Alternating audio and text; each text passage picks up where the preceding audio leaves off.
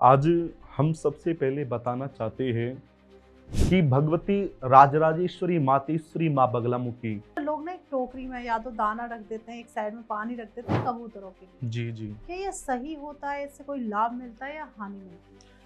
लेकिन जितना हमने पठन करा है, अध्ययन किया है, कुछ महान पुरुषों से सुना है, वो सुना है वशीकरण। जब एकदम पैसा आता है भारती जी, तो समझ लेना चाहिए वो लक्ष्मी नहीं आई, उल्लू बनाने के लिए आई है। क्योंकि पांडवों ने कहा था कि जो हारेगा सहारा, माँ कामाख्या ने उस समय आशीर्वाद दिया था, जो हारेगा उसको आपको सहारा देना है। जीवन साथी पूर्ण है जी। जब तक उन दोनों का जीवन है, जब तक उनका पालन पोषण वही करेगा। वो तो आपको एक चलाने वाला है, जैसे पिता अपने बच्चों को उंगली पकड़ के चलाता है। नमस्कार दोस्तों, आपका स्वागत है एक और नए एपिसोड में। मैं हूं आपकी होस्ट, आपकी दोस्त भारती। तो हमेशा आप लोगों के विचार आता रहता है कि कलयुग में हमें किन देवी देवताओं की पूजा करनी चाहिए।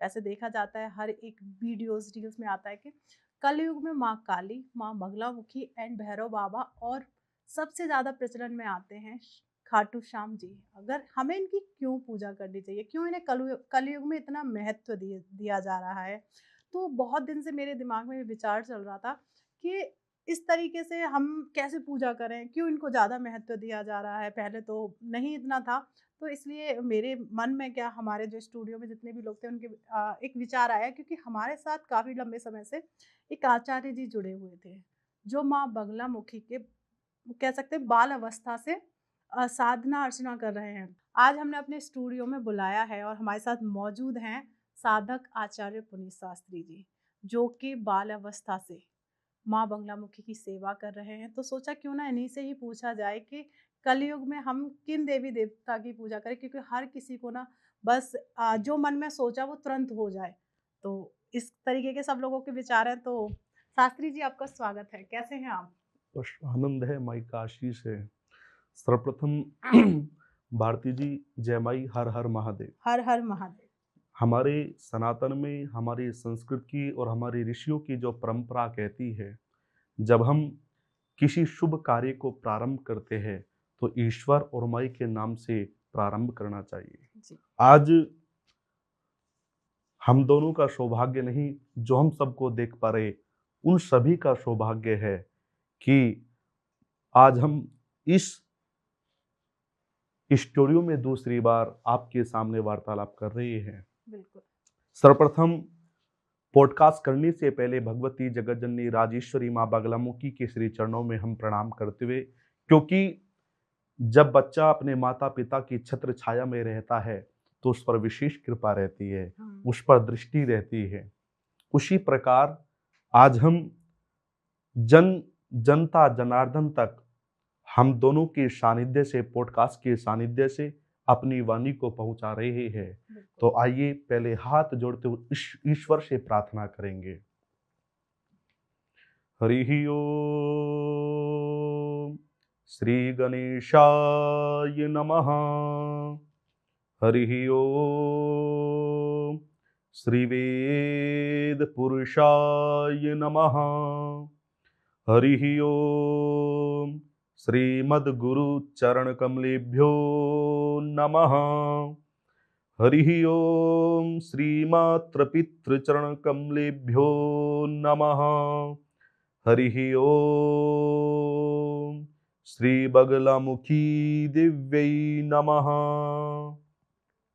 गुरुर्ब्रह्मा गुरुर्विष्णु गुरुर्देवो महेश्वरा, गुरुर्साक्षात् परं ब्रह्म तस्मै श्री गुरुवे नमः।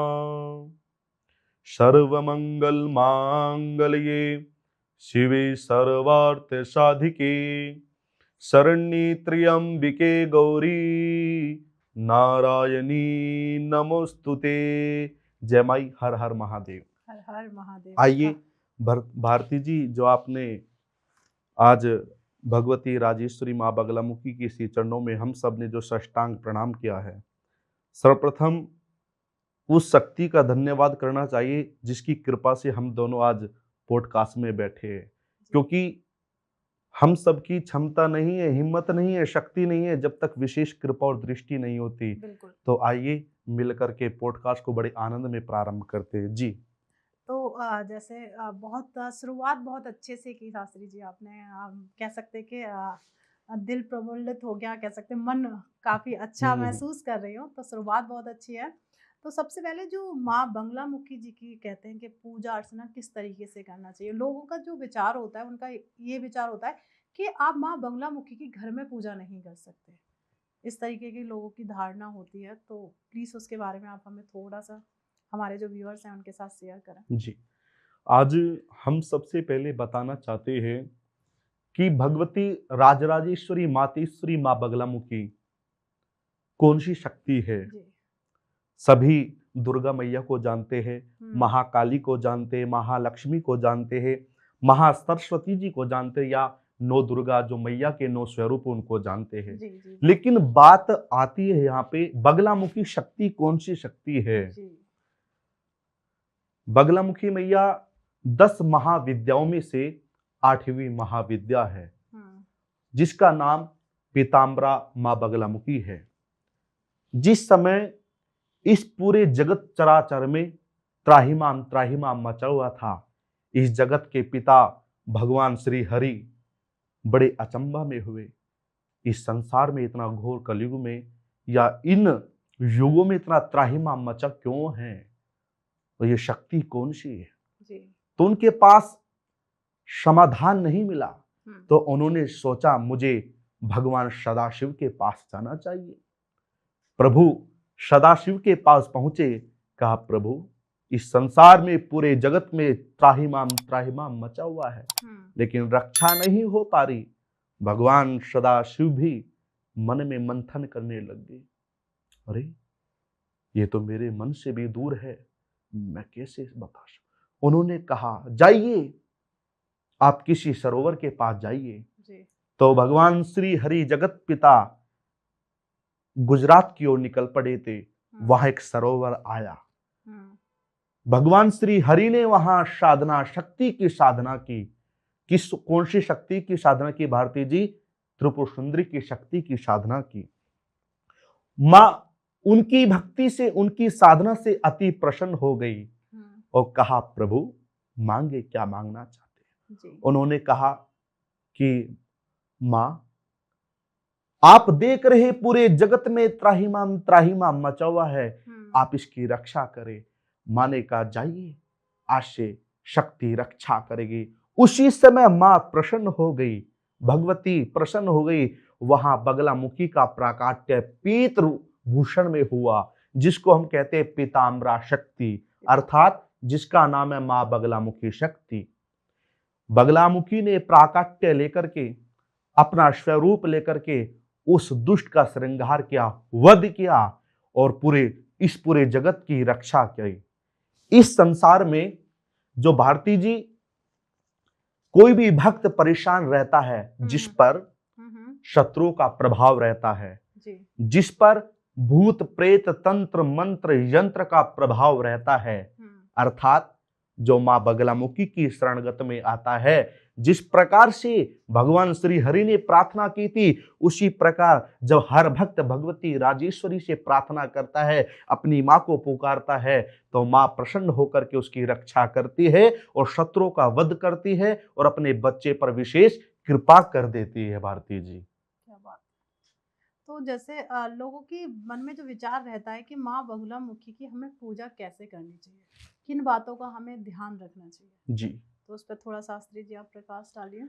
बहुत अच्छा आपने क्वेश्चन किया है, क्योंकि लोगों को बहुत जरूरी है छोटी छोटी बातों का ध्यान रखना चाहिए। जैसे उदाहरण रूप में हम बताए, जब हम भोजन करते हैं तो भोजन में खाते समय ये ध्यान देखते कि कोई अवस्तु चीज तो नहीं पड़ी हमारे भोजन में, जी जी जी। क्योंकि हम उसको ग्रहण करेंगे, हम उसको खाएंगे ताकि हमारे शरीर में कोई हानि ना हो जाए। जी बिल्कुल। क्योंकि हम ध्यान दे रहे। उसी प्रकार भक्ति करते समय हर भक्त को, हर श्रद्धालु को ध्यान रखना चाहिए कि उस शक्ति की कैसे पूजा करनी चाहिए।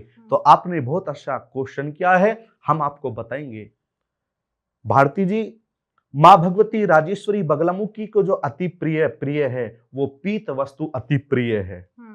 सर्वप्रथम जब या तो साधारण मनुष्य हो या गृहस्थ में जो हम सभी गृहस्थी मनुष्य है, उस व्यक्ति को ध्यान रखना चाहिए। जिस समय हम भगवती राजेश्वरी की पूजा करते हैं, उस समय माई का एक विग्रह होना बहुत महत्वपूर्ण है।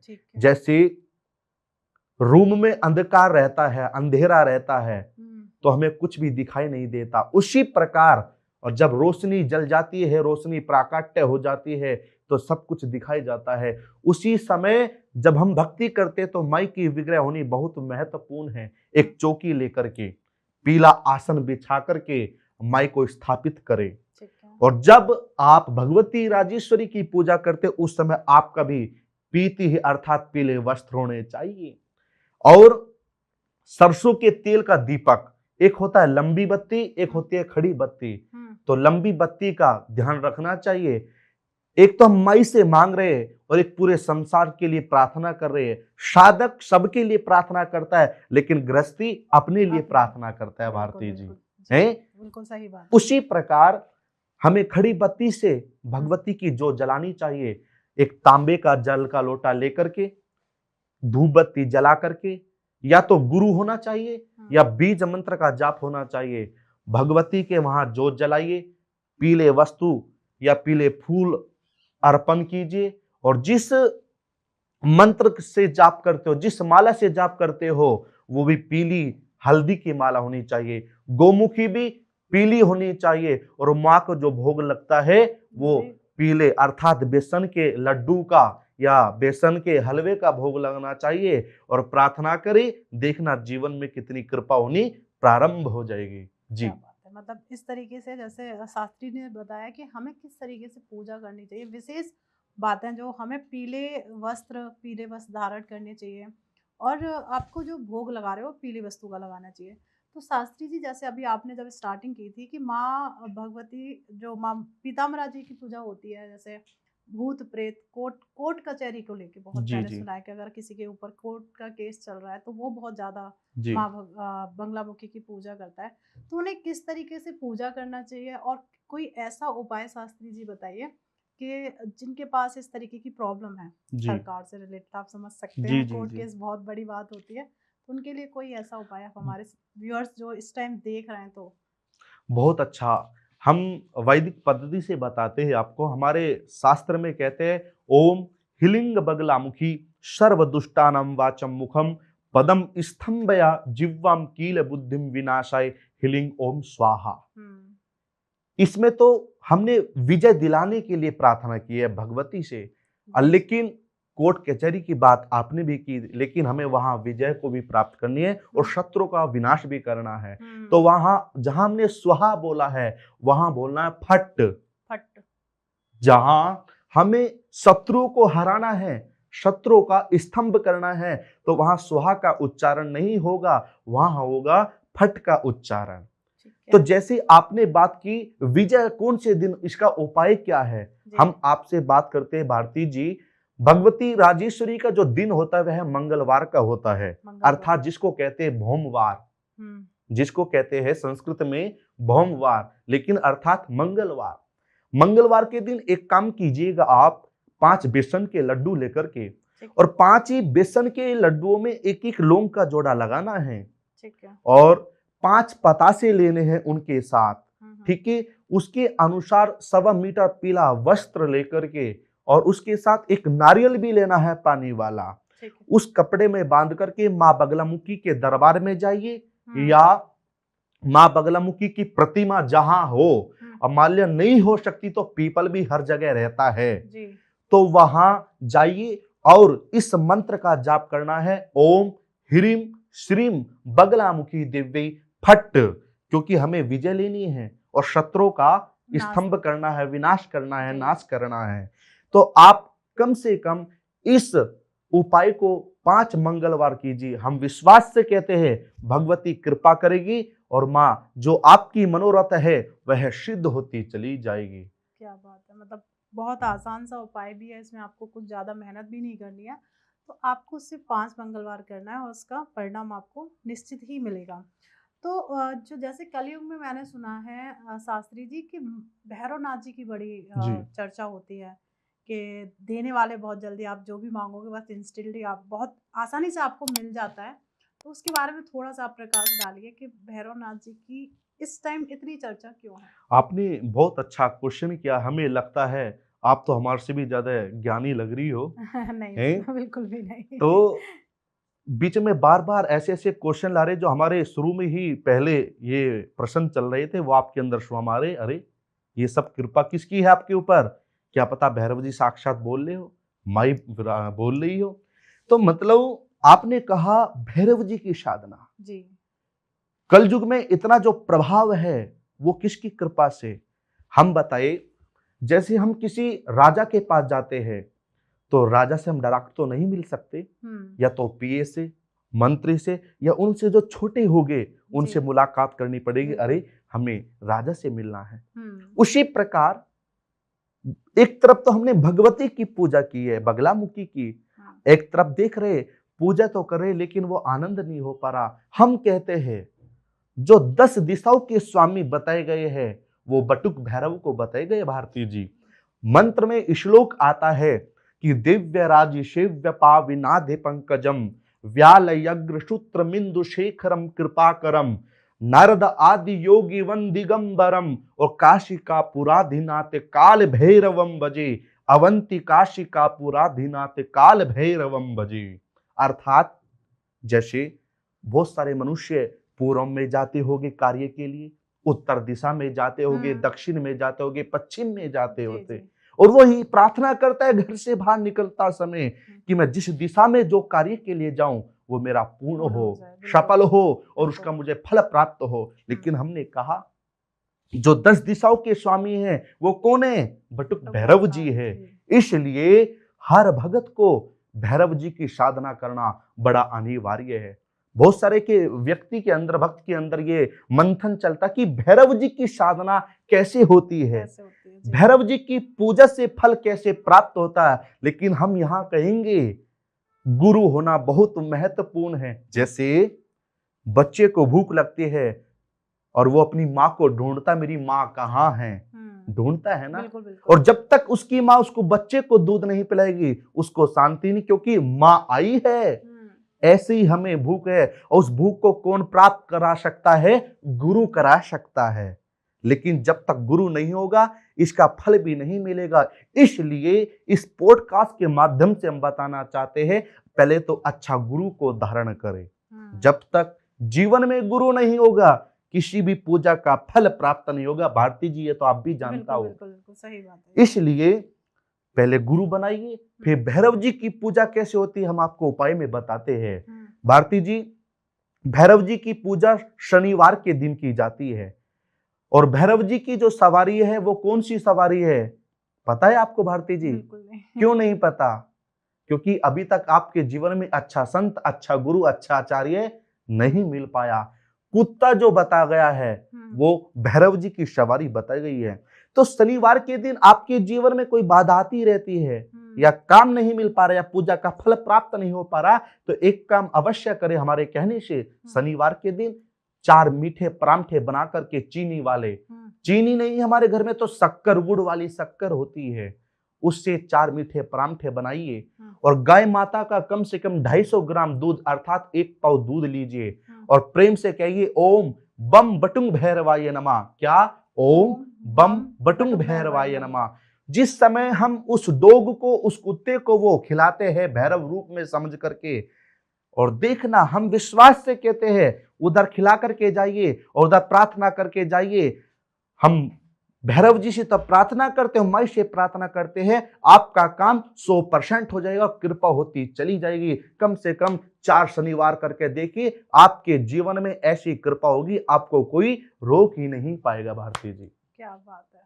मतलब शायद लोग कहीं न कहीं छोटी-छोटी कमी कर ही देते हैं पूजा-पाठ में। जैसे आपने बताया कि हर एक पूजा, आप किसी की भी साधना करने जा रहे हैं तो गुरु का होना बहुत जी। ज़रूरी होता है।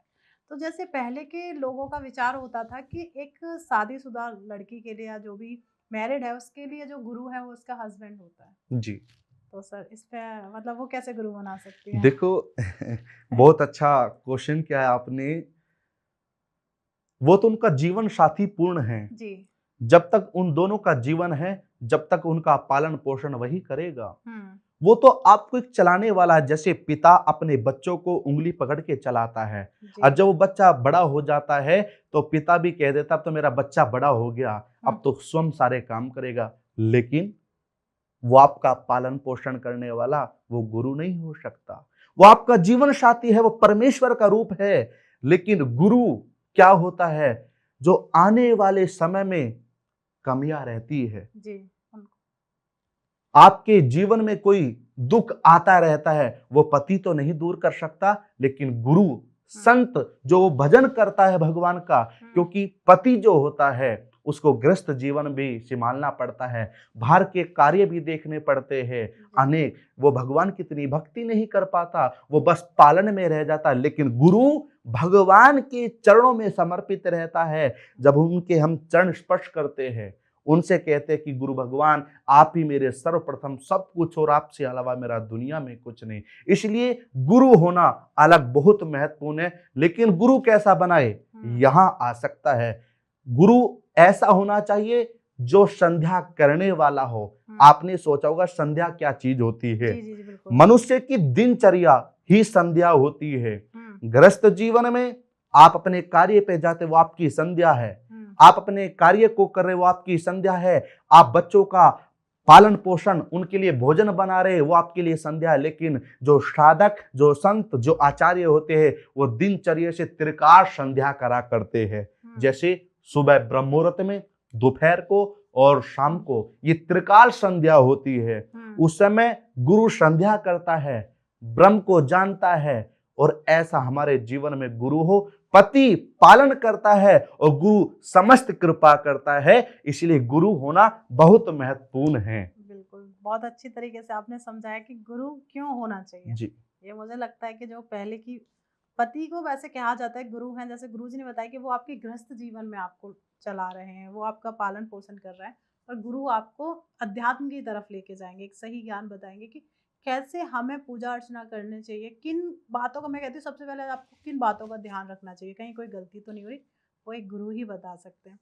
तो शास्त्री जी, आपने भी सुना होगा इस टाइम एक वाक्य जो बहुत ज़्यादा फेमस है, एक हारे का सहारा खाटू श्याम हमारा। वाह वाह। आप हर एक व्यक्ति के मुंह से सुन सकते हैं कि हर किसी हारे का सहारा खाटू श्याम हमारा। मतलब ये मुझे थोड़ा सा इसके बारे में जानना है कि जैसे तो कहने के लिए तो ये भी कह सकते हैं हारे का सहारा भैरवनाथ हमारा, पर सबसे ज्यादा बोलने में आता है हारे का सहारा खाटू श्याम हमारा। उसके बारे में थोड़ा सा आप हमें चर्चा जरूर बताइए। भारती जी, आज तो आपने सारे मन की बात हमारी छीन ली दिखी है। शायद आप भविष्य को भी जानती होगी। बिल्कुल बिल्कुल नहीं। जी नहीं। देखो, आपने कहा खाटू श्याम जी, हारे का सहारा खाटू श्याम हमारा। जी। आपने सर्वप्रथम देखा होगा खाटू श्याम है कौन? जी बिल्कुल वही जानना चाहते, खाटू श्याम है कौन, और ये किस तरीके से भक्तों पर कृपा करे। हमारे यहाँ कहा गया है, हाथ जोड़ विनती करूं, सुनियो चित्त लगाए, दास आ गयो शरण में, रखियो हम सबकी लाज। और कहा है एक दोहे में भी, श्याम श्याम तो मैं रटू, श्याम है जीवन प्राण, और श्याम भक्त जग में बड़े, उनको करूं बारंबार प्रणाम। क्यों? क्यों भाई?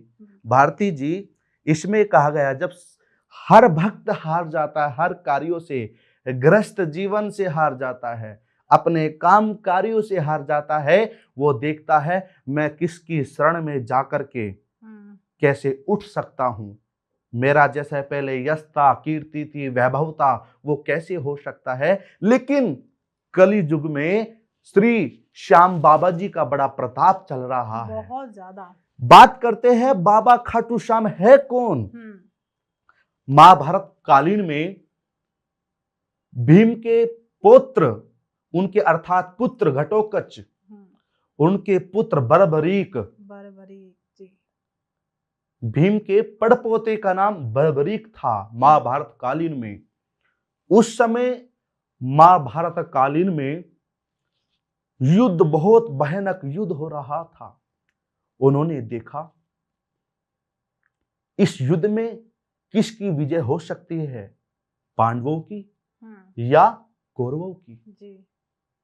उन्होंने देखा उधर से वे युद्ध की तैयारी कर रहे थे, उधर से बर्बरीक के गुरु ने बर्बरीक को मां कामाख्या की पूजा के लिए, साधना के लिए संकल्प दिया।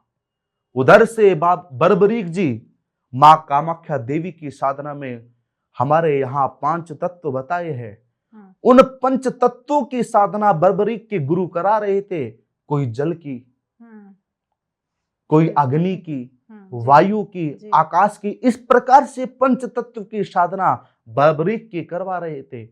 उस समय कौरवों में, पांडवों में रचना रच रहे थे। कृष्ण भगवान जी उनको उपदेश दे रहे थे कि हमें विजय कैसे, हमें कौरवों को कैसे हराना है, हमें युद्ध में कैसे विजय प्राप्त करनी है।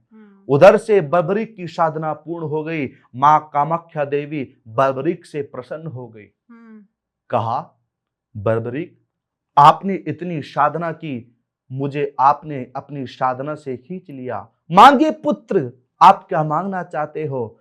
तो बर्बरीक ने कहा, मां, मुझे कुछ नहीं चाहिए, मुझे कुछ नहीं चाहिए, मुझे बस ऐसी कृपा करे जो मैं इस पूरे संसार की रक्षा कर सकूं।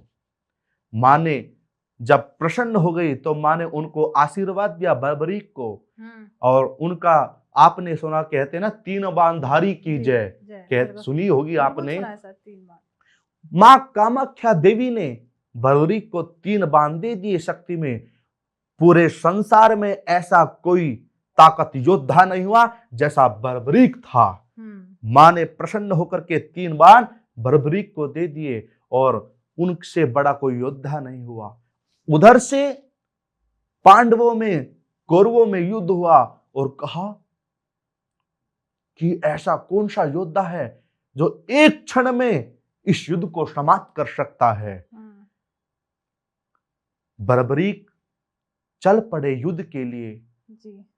भगवान श्री कृष्ण ने देखा, ये तो बड़ा योद्धा है, ये कौन है जो इतना भयानक, जिसके पास 3 शक्ति है।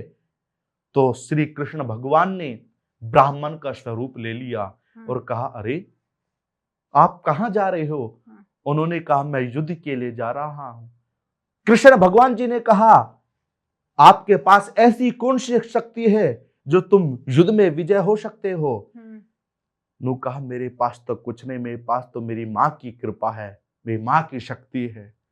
जैसे कृष्ण भगवान जी ने, अर्थात उन ब्राह्मण ने उनकी परीक्षा बर्बरीक की ली, तो वहां एक पीपल का वृक्ष था।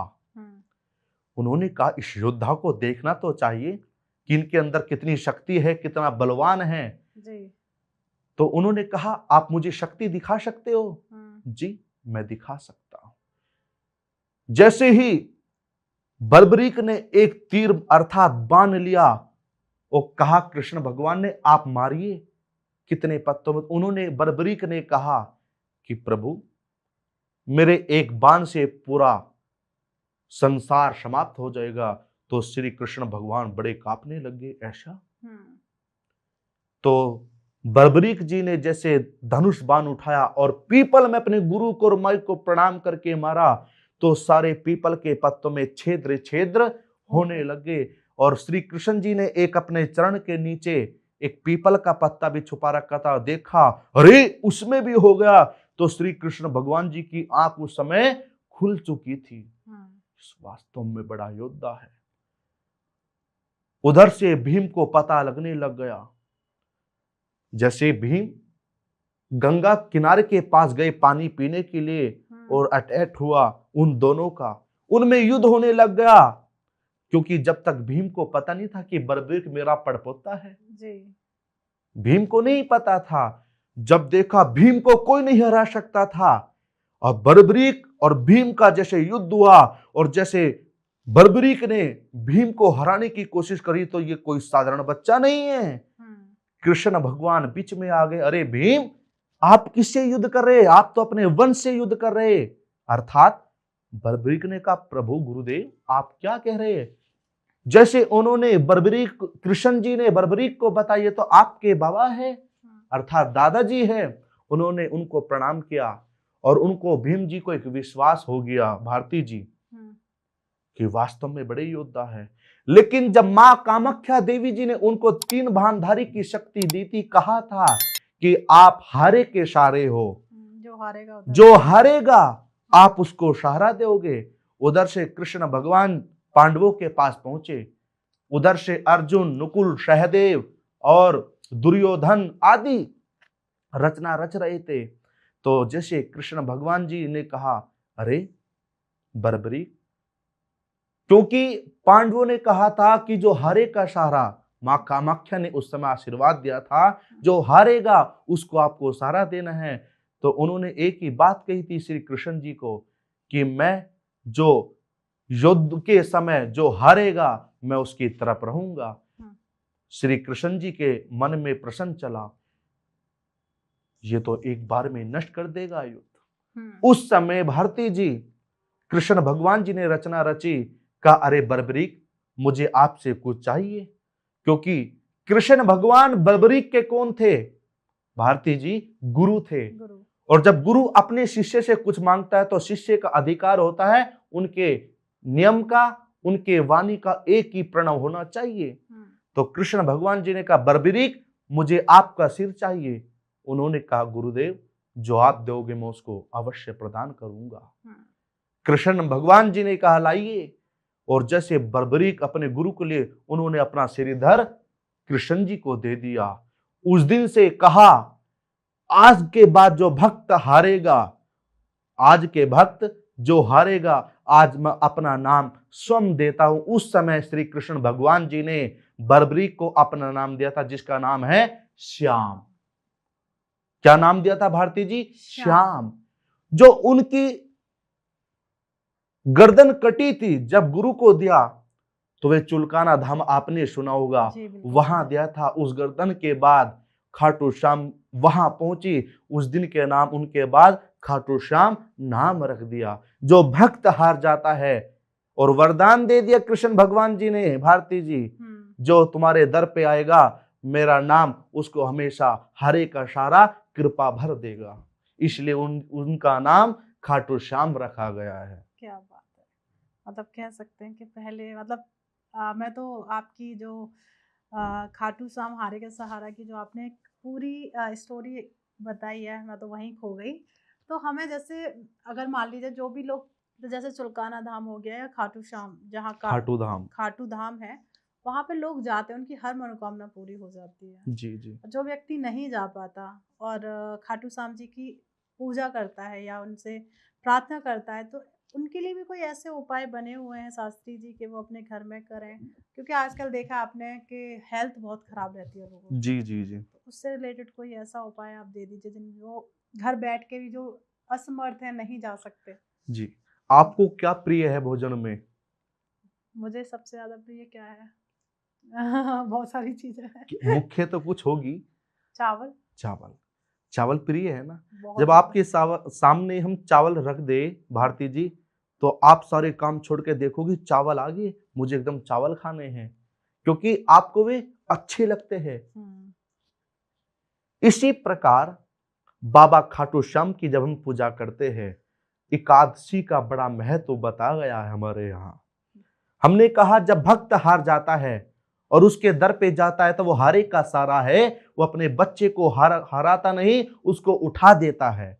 आप एक नियम बनाइए, एकादशी के व्रत रखें।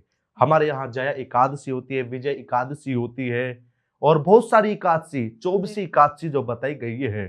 एकादशी के दिन आप एक काम करें, बाबा खाटू श्याम को जो अति प्रिय भोग है वह चूरमे का भोग है। चूरमा, खीर का भोग अति प्रिय है बाबा खाटू श्याम जी को। आप अच्छा भाव से, श्रद्धा से चूरमे का भोग बना करके और प्रार्थना करें इस मंत्र से, ओम श्री श्याम देवाय नमः, ओम श्री श्याम देवाय नमः। कम से कम बाबा खाटू श्याम के चरण में बैठ करके 108 बार इस मंत्र को बैठ करके जाप करें और बाबा खाटू श्याम को चूरमे का भोग लगाइए, केले का भोग लगाइए, घी का दीपक जलाइए और उनसे प्रार्थना करें। देखना कृपा हो जाएगी और बाबा खाटू श्याम कृपा करते चले जाएंगे। क्या बात है, जय हो खाटू श्याम जी की। तो शास्त्री जी, आपने कई बार देखा होगा जो लोग नया घर बना रहे होते हैं जी, तो वो अपने घर के बाहर ना एक मैं कह सकती हूँ बियर्ड सा एक फोटो जैसे राक्षस की छवि दिखती है, वो लगाते हैं, उसे क्यों लगाना चाहिए? उसके बारे में थोड़ा अरे सा। बहुत अच्छा क्वेश्चन क्या है।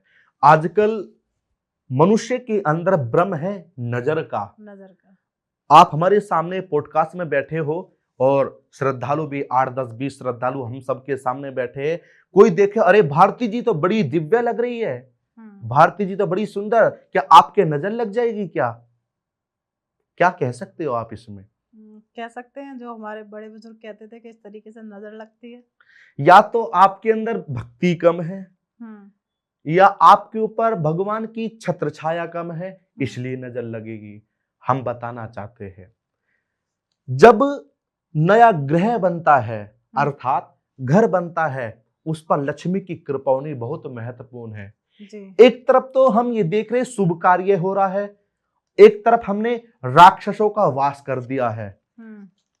आपने कहा चित्र राक्षस वाला चित्र लगा देते जी जी हैं। जी। हम बताना चाहते हैं इस पॉडकास्ट के माध्यम से, वो चित्र उनको लाभदायक नहीं देता है, हानि देती है। जहां हमें भारती जी लक्ष्मी जी का आवाहन करना चाहिए, जहां कुबेर भगवान का आवाहन करना चाहिए, जहां गणपति जी का आवाहन करना चाहिए, उन लोगों ने जिसके अंदर बुद्धिहीन है, मूर्खता है, उन्होंने वहां राक्षसों का आवाहन किया है।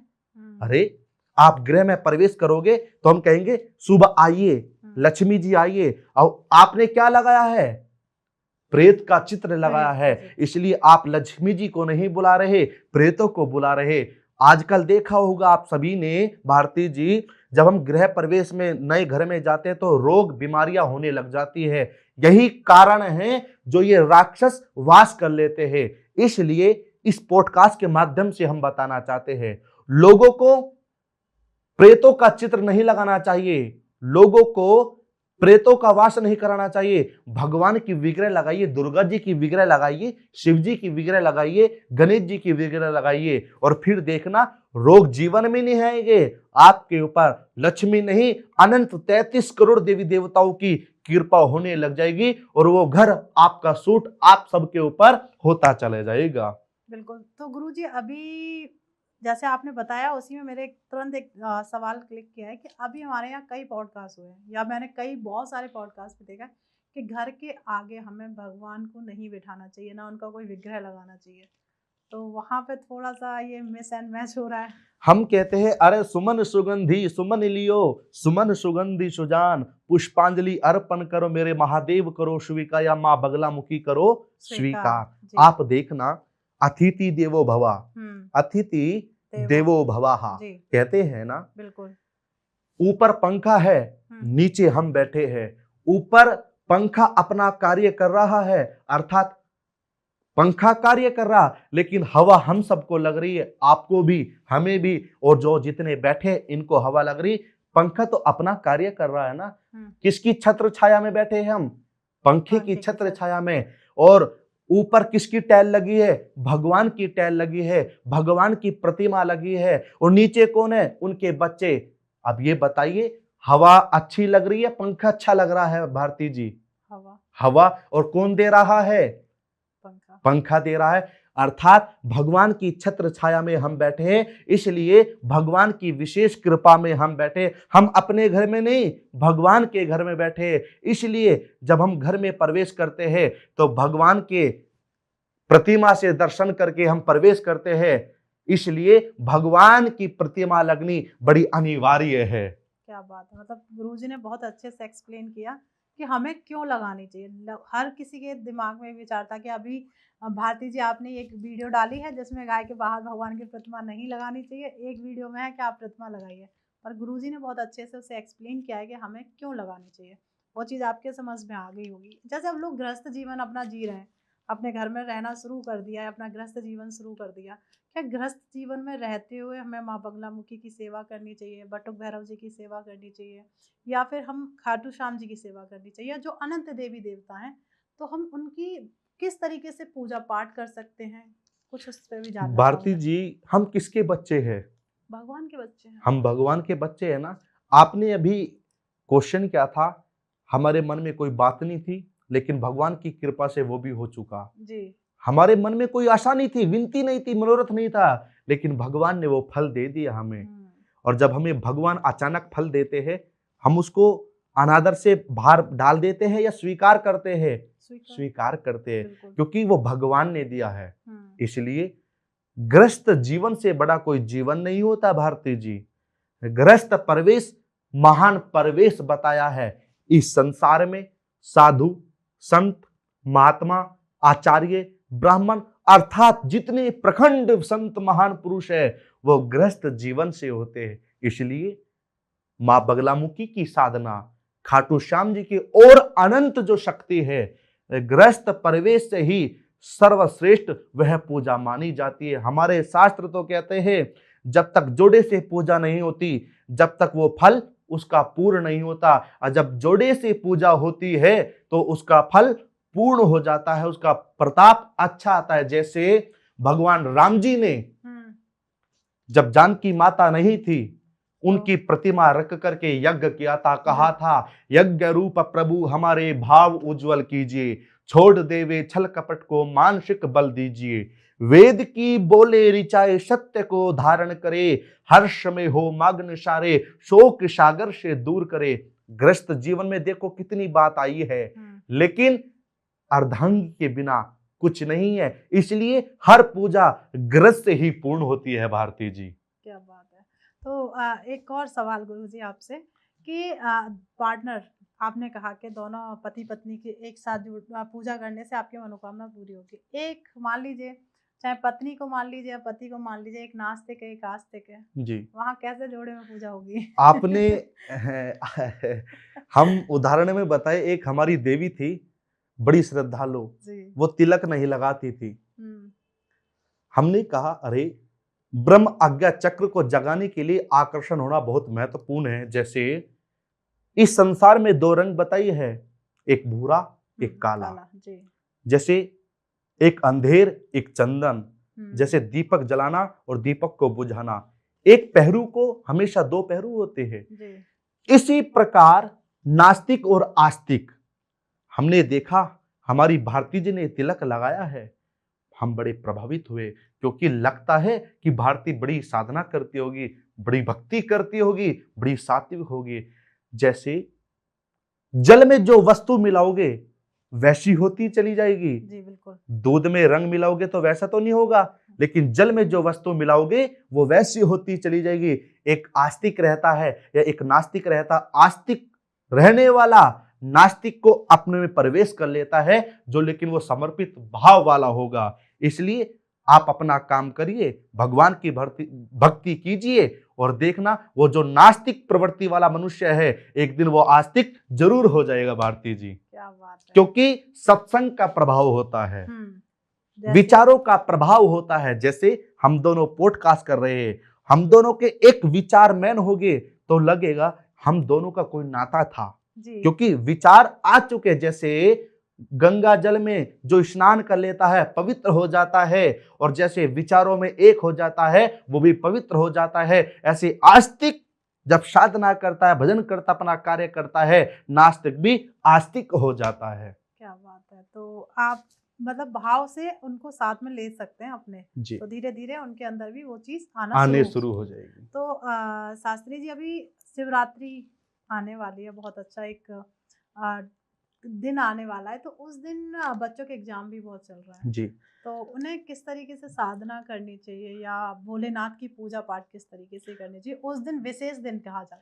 आपने कहा भोलेनाथ जी। अरे वाह, इस संसार में जब हार जाते हैं भारती जी, सारे देवता सारे देवी, मतलब जो भी इस संसार में हैं, तो वे एक ही चीज चुनते, देवों के देव महादेव के पास जाने से हमारे सारे रास्ते खुलते चले जाएंगे। मेरे भोलेनाथ जो भोले है, और नाथ का अर्थ है कृपा करने वाला, और भोले का अर्थ है नर्मता और दया करने वाला जी। इसलिए 26 तारीख को त्रयोदशी के दिन, कृष्ण पक्ष अर्थात बुधवार के दिन, यहां दो योग बने हैं भारती जी। एक तो बुधवार जी, बुधवार का अर्थ है बुद्धि को तेज करने वाला, ठीक है, बुद्धि को चतुर करने वाला। एक है त्रयोदशी, शास्त्र कहता है सप्तमी अष्टमी चतुर्दशी दोज और त्रयोदशी ये तिथि कुली तिथि होती है। एक भगवान शिवरात्रि। हम्म, कितने योग बने? एक के साथ कई योग बने हैं। शिवरात्रि के दिन जो भगवान शंकर की भक्ति, भगवान शंकर की पूजा करता है, जैसे 5 घी के दीपक लेकर के दूध, दही, शहद, शक्कर आदि भगवान को जो चढ़ाता है और रुद्राक्ष की माला से त्रिपुंड बना करके भगवान शंकर के सामने बैठ करके उन मंत्रों का जाप करता है, जैसे इस संसार में स्त्री और पुरुष दोनों हैं। शिव महापुराण की कथा कहती है भारती जी, स्त्री को कैसे जाप करना चाहिए और पुरुष को कैसे जाप करना चाहिए। तो शिव महापुराण की कथा कहती है स्त्री हो तो नमः शिवाय का जाप करना है। क्या भारती जी? नमः शिवाय। पुरुष हो ओम नमः शिवाय, इस मंत्र का जाप करना चाहिए। शिवरात्रि के दिन करिएगा। हम विश्वास से कहते हैं शिवरात्रि अपने आप में महायोग है, शिवरात्रि अपने आप में प्रकट शक्ति है और शिवरात्रि सभी शक्तियों की शक्ति है। इसलिए जो आप करोगे तुरंत उसका फल प्राप्त होता चला जाएगा। बात आती है विद्या की जी। शास्त्र कहता है विद्या ददाति विनयम, विनयम ददाति पात्रत्वम, पात्रत्वम धर्माप्नोति, धर्माश्य धर्मम तथा सुखम। अर्थात विद्यार्थी को, जो नौजवान व्यक्ति है, विद्यार्थी है या स्टूडेंट है, उनको पहले विनय बनना पड़ता है, सरस्वती माई के चरणों में जाना पड़ता है और उस दिन एक काम वे अवश्य करे। वट वृक्ष की जड़ का पाउडर आता है भारती जी, वृक्ष की जड़ का पाउडर। एक आपने सुना होगा गुलाब जल, जी। उस गुलाब जल को वट वृक्ष के पाउडर में मिला करके तिलक करे, नमो भगवते वासुदेवाय, इस मंत्र को बोलते हुए जाइए परीक्षा देने के लिए, जाइए अपने टीचर के सामने और जाइए अपने कार्य के लिए। विश्वास से कहते हैं कृपा होती चली जाएगी और आपका जो उस दिन की जो परीक्षा है सफल होते आ जाओगे भारती जी। क्या बात है। मतलब बहुत, मुझे जहां तक आपसे बात करके लगा है कि कोई इतना एक बड़ी चीज नहीं है कि आप लोग ना कर पाओ, बस करना होता ना, सबसे पहले ठान लो कि हम ये करेंगे। तो गुरुजी, जैसे लोगों को ना कलयुग की बात ही चल रही है, कलयुग के देवी देवताओं को लेके बात ही चल रही है, तो कलयुग में लोगों को सबसे ज्यादा चाहिए पैसा। वाह देखो, आपको भी पैसा चाहिएगा, हर एक व्यक्ति को, मैं नहीं, हर एक व्यक्ति को पैसे की मतलब जरूरत है और वो चाहता है कि झट से एकदम से पैसा मेरे पास आ जाए। तो भारती जी इसका एक निचोड़ है जी, लक्ष्मी जी को अपने घर ही बैठा लेते हैं, फिर हमें आवश्यकता ही नहीं होगी कहीं। हर एक व्यक्ति चाहता है कि लक्ष्मी जी मेरे घर में आके बैठे, लेकिन वो रहती है। लक्ष्मी जी आती है हमारे घर में या हमारे पास, 2 चीज में आती है। एक तो उल्लू के साथ आती है। किसके साथ? उल्लू के साथ जी। जब एकदम पैसा आता है भारती जी तो समझ लेना चाहिए वो लक्ष्मी नहीं आई, उल्लू बनाने के लिए आई है। ध्यान रखना भारती जी, ठीक है। हम इसलिए उदाहरण में बता रहे ताकि जो लोगों का भ्रम है मुझे पैसा ही बहुत कुछ चाहिए, लक्ष्मी से ही सारे काम हो सकते, मानते हैं, हमें भी आवश्यकता है क्योंकि सुविधाओं को, व्यवस्थाओं को चलाने वाली लक्ष्मी है। लेकिन हमने कहा है उल्लू की सवारी, एकदम जब पैसा आ जाता है वहां समझना चाहिए कि यहाँ लक्ष्मी नहीं अलक्ष्मी आई है, यहाँ लक्ष्मी नहीं अलक्ष्मी आई है। और अलक्ष्मी जब आती है तो उल्लू के साथ आती है और वो उल्लू बना करके एकदम उड़ जाती है। लेकिन हमें किसको प्राप्त करना है? स्थायी लक्ष्मी, स्थायी लक्ष्मी को प्राप्त करना है। एक छोटा सा उपाय बताए आपको। बिल्कुल बिल्कुल। आपने देखा होगा कमलगट्टे का बीज, जी। बहुत सारे संत साधु के गलों में भी देखा होगा कमलगट्टे की माला धारण करते रखते हैं, हम भी पहनते हैं क्योंकि छत्र छाया बनी रहे। कमलगट्टा स्वयं में लक्ष्मी है। हर घरों में गाय माता अवश्य होती है और सभी दूध को जमाते होगे, घी निकालते होगे, शुद्ध गाय माता का घी लेकर के 250 ग्राम 500 ग्राम यथा जितनी हमारे अंदर सामर्थ्य शक्ति है, 1 किलो या आधी किलो कमलगट्टे के पीस लाइए। कौन से दिन? गुरु बृहस्पतिवार के दिन, जिसको कहते हैं वीरवार। क्या कहते हैं? दोनों भाषाओं में हमने दिया है। वीरवार के दिन या गुरु बृहस्पतिवार के दिन 500 ग्राम कमलगट्टे के पीस ला करके और 500 ग्राम घी गाय माता का शुद्ध लेकर के पृथ्वी पे थोड़ा गोबरी फेर करके और उसमें या तो आम की समिधा होनी चाहिए या पीपल की समिधा होनी चाहिए, चौखुंट या त्रिकोण बना करके यज्ञ कराए किसी अच्छे विद्वान से या स्वयं भी। क्या बोलते हुए भारती जी? ओम श्रीम श्रीयाय नमः, ओम श्री श्रीयाय नमः।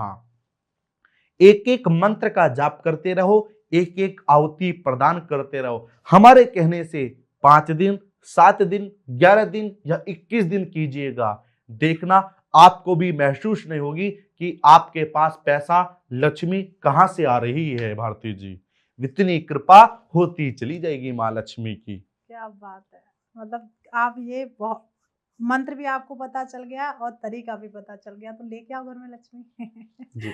और अपने सारी व्यवस्थाएं जो भी आपकी हैं वो चलाते रहिए। तो शास्त्री जी, कई बार देखा जाता है घरों में ना, लोग ना एक टोकरी में या तो दाना रख देते हैं, एक साइड में पानी रख देते हैं कबूतरों के लिए। जी जी। क्या ये सही होता है? इससे कोई लाभ मिलता है या हानि मिलती है? हम आपको भारती जी बताए, लोग बाग हम भी काफी घरों में जाते हैं, काफी दूर दूर मुंबई, महाराष्ट्र, गुजरात, दिल्ली, गाजियाबाद आदि आदि अनेक जगह जाते हैं और गांव में भी काफी जाते हैं। लोग बाग मुख्य घर में जो प्रवेश होता है, जो मेन गेट होता है, उसमें ऊपर टोकरी टांग देते हैं, उसमें कुछ दाने डाल देते हैं और कबूतर वहां आके खाते हैं।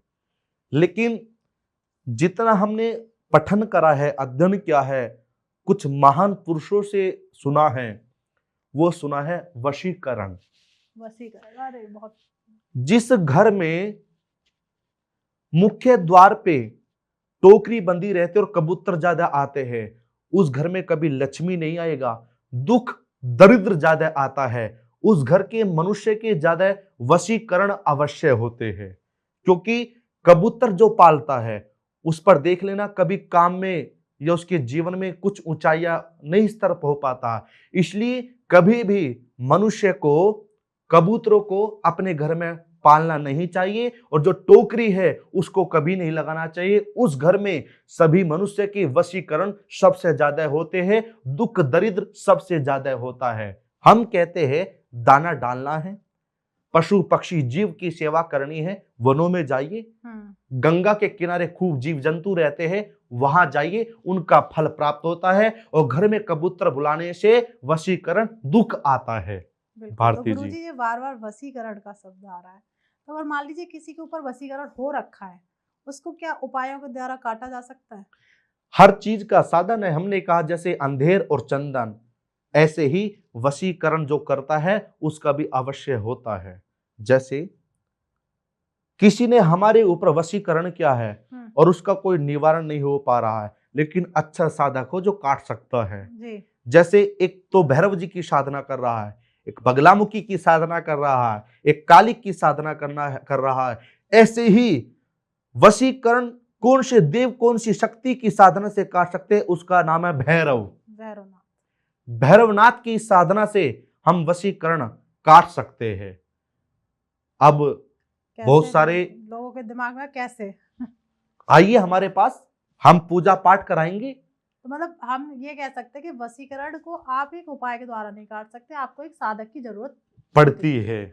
जी जी। तो मान लीजिए जैसे पति पत्नी के रिलेशंस को आप देखें, आज के टाइम में तो बहुत झगड़े होते हैं। बहुत सुंदर। ठीक है, तो मतलब उसमें भी हम वशीकरण कर सकते हैं क्या एक दूसरे के ऊपर? आप भी तो शादीशुदा हो ना? बिल्कुल। तो आपके तो युद्ध नहीं होता? नहीं, हम तो अभी शायद इसलिए युद्ध कम होते हैं। अच्छा। बहुत सुंदर आपने क्वेश्चन किया है भारती जी। ये छोटी छोटी बातों का हम सबको ध्यान रखना चाहिए जी। और हम भी काफी घरों में जाते हैं, घरेलू, हमारे सामने तो नहीं लेकिन बाद में आपस में युद्ध बहुत होते हैं। हम कहना चाहते हैं जिस रूम में वे रहे, जो उनका बेड रूम है, आपने देखा होगा जो घोड़ों की विग्रह होती है जी। एक घोड़े का तो विग्रह है बाया पैर, एक का दाया। जिस घोड़े का सीधा पैर आगे रहता है, एक तो वो मूर्ति टांगनी चाहिए उत्तर दिशा में, ठीक है, और उस बेडरूम में घी का दीपक जलाना चाहिए। घी का दीपक। उस स्त्री को बराबर बट वृक्ष गुलाब जल को मिला करके उसका तिलक लगाना चाहिए।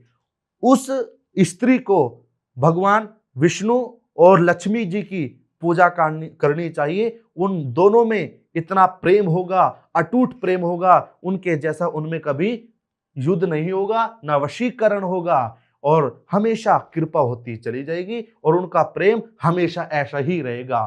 क्या बात है। तो गुरुजी मुझे तो एक चीज बता दो, आकर्षण बढ़ाने के लिए कोई उपाय बता दो। बहुत अच्छा उपाय है। मन में जो हम इस शरीर को चला रहे हैं भारती जी, कौन चला रहा है? सांस। बिल्कुल सांस को हमने निकाल दिया, ये सही। ढांचा बच जाएगा, बिल्कुल कुछ नहीं रह पाएगा। जी जी जी। उस सांस में अपने इष्ट का नाम समा लीजिए।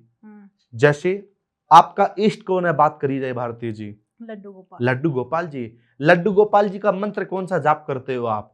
मैं तो ज्यादा मोस्ट ऑफ हरे कृष्णा कृष्णा कृष्णा हरे हरे हरे, हरे हरे राम है। राम राम। यही हर सांस में चलना चाहिए। और कंठ पे, ब्रह्म आज्ञा चक्र पे, दोनों कानों पे तिलक लगाना प्रारंभ कर दीजिए। हो सके आकर्षित करने को तेज करने के लिए एक माला बताई गई है। जी उस माला को हम सभी के सामने तो नहीं बता सकते, क्योंकि कुछ गुप्त होनी बड़ी अनिवार्य है। लेकिन तिलक लगाइए और सांस में इष्ट का मंत्र जाप करिएगा और देखना कितना आकर्षण आपके सामने वाला व्यक्ति प्रभाव होता चला जाएगा। विशेष आपको पूछना है तो हमारा नंबर वीडियो में जाएगा, हमारे से बिल्कुल संपर्क करिएगा, बिल्कुल बिल्कुल। है हम उनको अवश्य बताएंगे। जी तो भारती जी। जैसे अब सबके दिमाग में आया हो माला, तो माला के लिए स्क्रीन पर नंबर आ रहा है, डायरेक्ट गुरुजी जी को कॉल करो और वहां से पता करो अपने आप को आकर्षक बनाने के लिए और लोगों के आगे अपनी छवि छोड़ने के लिए। तो गुरुजी एक और सवाल मेरे विचार मतलब माइंड में आ ही रहा है कि मान लीजिए जो बच्चे ना कोशिश बहुत कर रहे हैं पर उनका पढ़ने में मन नहीं लग पाता है और इधर मम्मी की भी डांट खाते हैं, इधर अपने टीचर्स की भी डांट खाते हैं, तो उन बच्चों के लिए कुछ ऐसा ही माँ बंगलामुखी से रिलेटेड हो या फिर किसी भी देवी देवता से रिलेटेड कोई ऐसा उपाय, माँ सरस्वती से? रिद्धि सिद्धि के जो दाता है गणेश वह जी। गणेश जी भगवान जी है, जी जी। सरस्वती मैया जी है। हम्म। हर विद्यार्थी को, हर युवाओं को गणपति जी की पूजा करनी चाहिए। हम एक श्लोक में बता दें आपको, दोहे में, जी। विघ्ने हर मंगल करण श्री गणपति महाराज, प्रथम पूजा आपकी तीन रूप भगवान। कौन जगत में एक है, कौन जगत में दो, चांद सूरज जाग रहा, कौन रहा परसों। मात पिता ने जन्म दिया, गुरु ने दिया है ज्ञान, आगे आपकी मर्जी और कर्म लिखे भगवान। जी। भारती जी, जब इस संसार में बच्चा जन्म लेता है वो अपने कर्म लिख करके आता है। इसलिए कर्म को बदलने के लिए साधकों ने, महान पुरुषों ने, गुरुओं ने एक शिक्षा दी है कि भगवान की भक्ति। आप, हम विश्वास से कहते हैं, चंद्रमा जिसका कमजोर होता है, जिसका चंद्रमा कमजोर होता है, वो व्यक्ति मानसिकता से, पढ़ाई से बिल्कुल कमजोर होता है। और जिसका चंद्रमा मजबूत, बलवान होता है, वो व्यक्ति हष्टपुष्ट होगा, बुद्धि में तीव्र होगा और बुद्धि में पावरफुल होगा। जिसका चंद्रमा, और चंद्रमा गणेश किसके पुत्र है? शिव शंकर भगवान भोलेनाथ जी के पुत्र है। अर्थात उधर से गणेश जी की, शंकर की पूजा कीजिए। हम ये कहते हैं आपका चंद्रमा जब प्रतापदार हो जाएगा तो हर कार्य में कृपा और क्षेत्र में आपकी विद्या उभरती चली जाएगी और बुद्धि पावरफुल हो जाएगी। तो हम यहाँ आपको एक उपाय बताते हैं। उपाय क्या है? भगवान गणेश जी को 4 लड्डू बूंदी के लीजिए। दुर्वा घास आपने देखा होगा, जैसे दूब घास को जितना काटोगे उतना ही वो उभरता होता चला जाता है, हरा भरा हो जाता है भारती जी? बिल्कुल बिल्कुल। इसी प्रकार भगवान गणेश जी को दुर्वा घास चढ़ाइए, बूंदी के लड्डू का भोग लगाइए और इस मंत्र का जाप करें, ओम गम गणपतये नमः। इस मंत्र का जाप करिएगा। सरस्वती मैया जी को कुछ नहीं, खीर का भोग या दूध का भोग लगाइएगा और जाइए, विद्या इतनी आती चली जाएगी आपको भी नहीं पतेगा मेरी बुद्धि कहां से तीव्र होती आ रही है। इसलिए गणेश जी की पूजा कीजिएगा। क्या बात है गुरुजी। तो गुरुजी अभी हमें सब लोग देख ही रहे हैं और हमारा समाप्ति की तरफ पॉडकास्ट जा ही रहा है, तो जो व्यक्ति हमें देख रहे हैं उनके लिए कुछ ऐसा कुछ कहना चाहेंगे उन लोगों से आप? सर्वप्रथम हम तो ये चाहते हैं जितने ज्यादा से ज्यादा हमारे ये पॉडकास्ट सुनेगा उसको बहुत कुछ समझ में आएगा। जी। हमने कहा जीवन में या तो माता पिता अपने बच्चों के लिए सोचते हैं या गुरु अपने बच्चों के लिए सोचते हैं। एक तरफ गुरु महान होता है, एक तरफ माता पिता महान होते हैं। जो हमारी वीडियो को सुन रहा है, हमारे कार्यक्रम को देख रहा है या हमारे से संपर्क करना चाहता है तो वो वीडियो के सानिध्य से हमारे से वार्तालाप कर सकता है। और उसके जीवन में जो समस्या आती है, कोशिश रहेगी हम भगवती राजेश्वरी माँ बगलामुखी की कृपा से उनके हर चीज का समाधान करें और उनको मार्गदर्शन ऐसा करे वे भगवान की जो भक्ति में समर्पित हो जाए। भारती जी क्या बात है। तो जैसे गुरुजी अभी ये लोग पूछेंगे कि आपको कहाँ देख सकते हैं, कोई सोशल मीडिया अकाउंट्स वगैरह आपके? हमारा यूट्यूब का जो चैनल है साधक आचार्य पुनीत शास्त्री जी के नाम पर है जी। जो हमारा ऑफिस है वो दिल्ली में भी है, मेरठ में भी है, 2 जगह हमारे ऑफिस भी है। तीसरा हम व्यास आचार्य भी है। श्री शिव महापुराण की कथा, श्रीमद् भागवत, राम कथा, दिव्य ज्योतिषों से उन लोगों का वर्तमान भूत और भविष्य को भी बताते हैं। जिसके जीवन में कोई समस्या आती है उन सभी समस्याओं का निवारण करने के लिए वैदिक पद्धति वाले हमारे पास आचार्य पंडित ब्राह्मण भी है जो हर वैदिक द्वारा सभी का कार्य करते हैं। जिसको श्री शिव महापुराण की कथा करानी है, भागवत महापुराण करानी है, राम कथा करानी है, वो हमारे से संपर्क करे। हम क्योंकि हमारा एक ही उद्देश्य है भारती जी, सत्य सनातन धर्म का जय हो कहते हैं ना। क्योंकि हमने ये प्रणव संकल्प ले रखा है, जब तक ईश्वर ने हमारे अंदर ये आत्मा बैठा रखी है, ये जिह्वा में ताकत बैठा रखी है, जब तक हम अपनी वाणी को जिस प्रकार से हम दोनों बैठ करके पोस्टकार्ड के माध्यम से लोगों को बता रहे, उसी प्रकार हम उस गद्दी से लोगों को मार्गदर्शन करते हैं, भगवान की लाइन से जोड़ते हैं। क्योंकि संसार में कुछ नहीं जाता, भगवान की साथ भक्ति जाती है। इसलिए जुड़िएगा और हमारे चैनल को फॉलो सब्सक्राइब करें और आपसे जो भी है भारती जी वो आप सबको बताएंगे। बिल्कुल बिल्कुल। तो जैसे शास्त्री जी ने बताया कि उनका यूट्यूब चैनल है जो कि आपको डिस्क्रिप्शन में मिल जाएगा और कॉन्टैक्ट डिटेल्स आपको हमारी स्क्रीन पर शो हो ही रही है। जो भी भागवत कथा कराना चाहते हैं या जिस तरीके की भी कथा और भगवान से जुड़ने के लिए होता है ना कि हमें जानना है भगवान कहाँ है, कैसे है, क्या है, जो भी मन में एक विचार आ रहा है वो शास्त्री जी से डायरेक्ट कांटेक्ट करके जान सकते हैं। तो उसके लिए सबसे पहले आपको शास्त्री जी का अकाउंट जाके फॉलो कर लीजिए, इंस्टाग्राम है, यूट्यूब है, सब्सक्राइब कर लीजिए। और जो भी विचार आ रहा है, ऐसा हो सकता है हमने बहुत सारी चीज़ें मिस कर दी हूँ और आपके अचानक कोई विचार आया कि मुझे इस बारे में जानना है या इस बारे में पूछना है, तो वो कमेंट के द्वारा आप पूछ सकते हैं, उसमें डालिए, वहाँ आपको डेफिनेटली उसका जवाब मिलेगा। हो सकता है बहुत सारे अगर कमेंट आपके आते हैं तो उस पर हम एक पॉडकास्ट फिर से बनाएंगे। और लाइक तो आप कर दीजिए, जिससे क्या होता है हम लोगों को एक मोटिवेशन मिलता है और काफ़ी अच्छा फील भी करते हैं। और इस वीडियो को आप जितना ज़्यादा हो सके अपने फ्रेंड्स फैमिली के साथ शेयर करिए, क्योंकि हर एक मिनट में ना एक ऐसी चर्चा हुई है जो आपकी लाइफ को चेंज कर सकती है। मिलते हैं एक नए एपिसोड में। उससे पहले मैं पुनीत शास्त्री जी का यहाँ आए उसके लिए बहुत बहुत तहे दिल से धन्यवाद। वेलकम। तो मिलते हैं एक नए एपिसोड में। जब तक आप अपने घर में स्वस्थ रहिए, मस्त रहिए। जय श्री राधे। जय महामाई।